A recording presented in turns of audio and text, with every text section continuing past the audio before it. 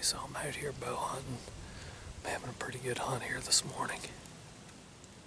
I've seen probably over a dozen deer and probably half bucks, half does. I've only seen one buck so far that I probably would have taken. Looked like a real nice 8-point. Hopefully I got some footage in focus of it. It kind of hung up here behind me at about 25 yards. I don't know whether it smelled something it didn't like or whether it saw me moving around trying to, it was kind of between me and the tree here.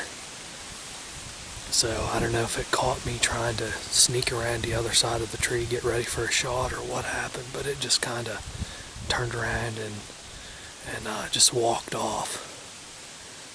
But I'm pretty sure there's at least 2 different does down in here that are hot that the bucks are chasing around.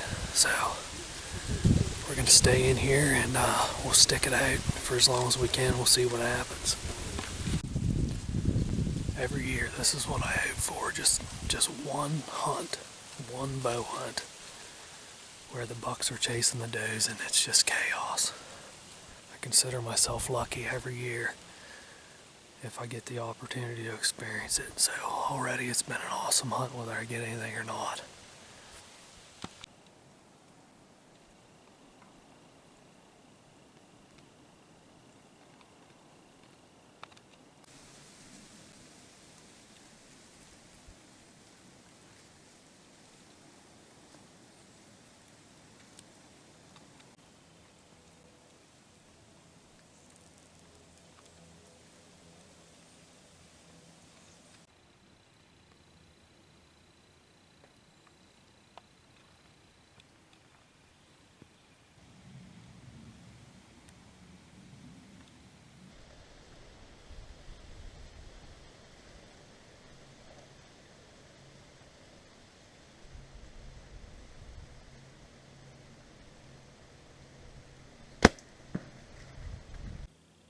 Okay, so time's dwindling down here for Pennsylvania's archery season. So I'm gonna have to give you the post-shot interview from the tree stand a few days later. I'm just trying to get as much time in the woods here before time runs out on us. So as soon as I shot, what I visually saw was the doe reacting to the shot. And when I slowed down the video, I could tell that what I saw was what actually happened.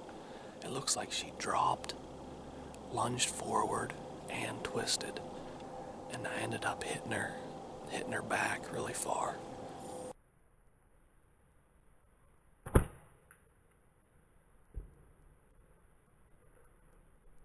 So I got up to my arrow and I could see it was covered in guts. And it smelled like guts. So I just backed out real slow and we gave her, it was something like 12 hours. Yeah, I guess it was 12 hours we gave her before we even went in and started looking for blood.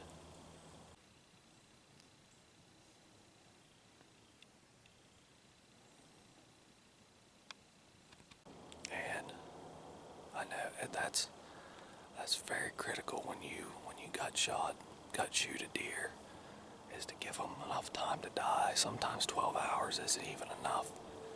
We've jumped them after 12 hours before. We've jumped them. It's been almost 24 hours a few times that we've found deer in their beds that are still alive. But this one we gave some time. We were kind of stealthy in there, just sneaking around. And that evening we didn't find her.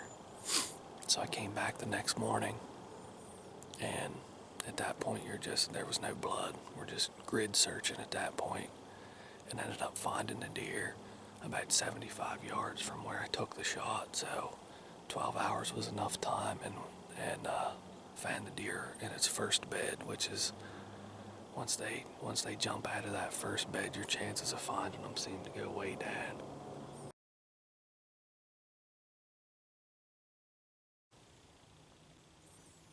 One of the absolute toughest things to do in hunting is to leave a deer for a long period of time that you know you hit. But when you hit them badly and you even suspect that you hit them badly, you just absolutely have to do it. You're not going to get much sleep that night. But it's so much easier to find them the next day.